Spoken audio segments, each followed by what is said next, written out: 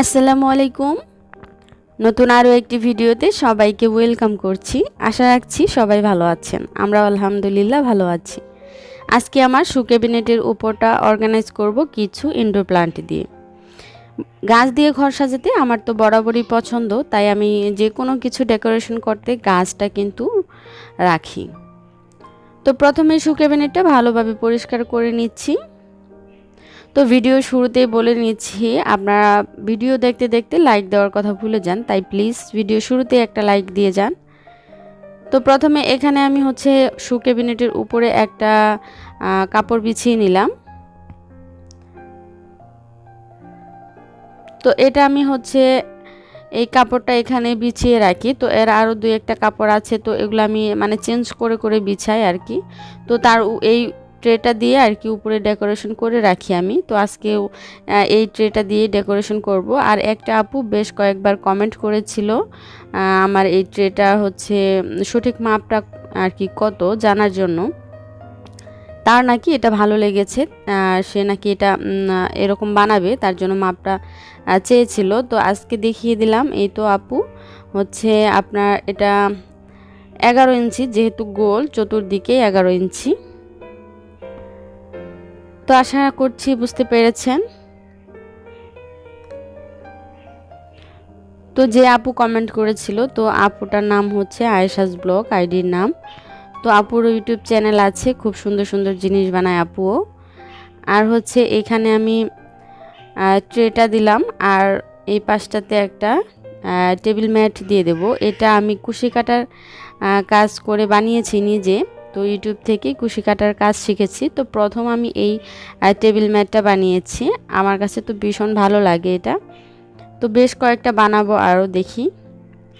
তো তারপরে নিয়ে আসলাম এখানে কিছু প্লান্ট অ্যাড করে দেব। আমি ঘর সাজানোর জন্য সবথেকে বেস্ট প্লান্ট এই মানি প্লান্ট। মানি প্লান্ট দিয়ে কিন্তু ঘর যে কোনোভাবেই সাজানো যায়। আপনি মানি প্লান্ট দিয়ে ঘর সাজালে ঘর দেখতেও বেশি ভালো লাগে। আর এই গাছগুলোর তো কেয়ার একদমই নিতে হয় না।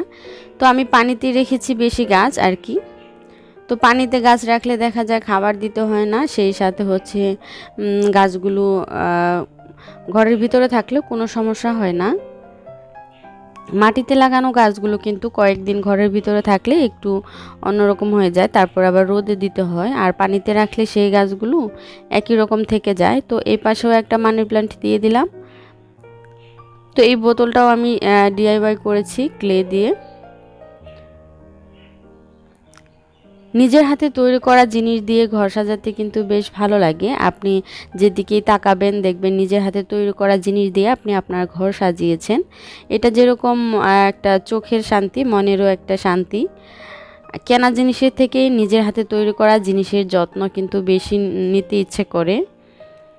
তো এই পাশে কয়েকটা ক্যান্ডেলও দিয়ে দিলাম। খুবই সিম্পল এবং সাধারণভাবে আর কি আমি এটা সাজিয়ে রাখি।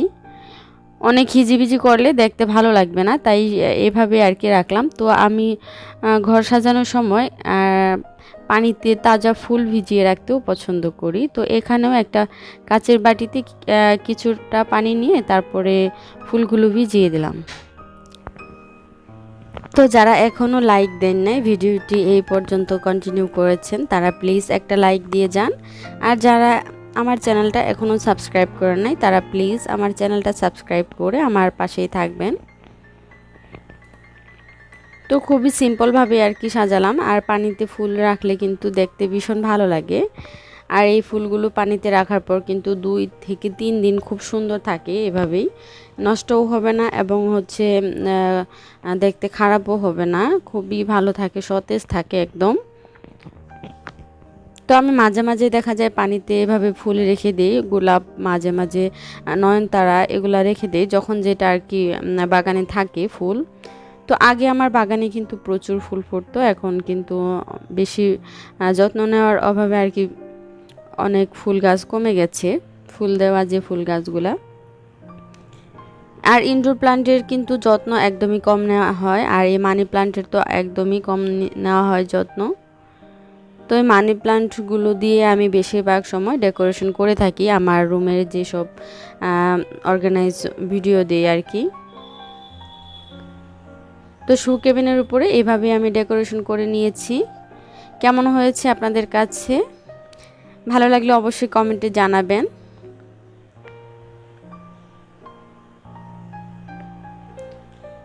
তো সাধারণ কিছু জিনিস দিয়ে কিন্তু আর কি খুব সুন্দরভাবে সাজিয়ে নিলাম।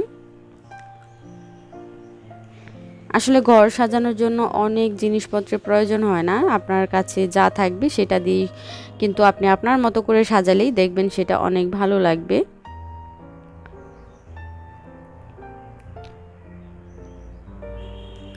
মানি প্লান্ট কিন্তু খুব সহজেই ঘরের ভিতরে আলো বাতাসের তেমন একটা প্রয়োজন হয় না, খুব সুন্দরভাবে কিন্তু বেড়ে ওঠে। আর পানিতে রাখা গাছগুলোর তো একদমই যত্ন নেওয়া লাগে না। তো ভিডিওটি আজকে এখানেই শেষ করছি। সবাই ভালো থাকবেন, সুস্থ থাকবেন এবং আমার পরবর্তী ভিডিও দেখবেন। আল্লাহ হাফেজ।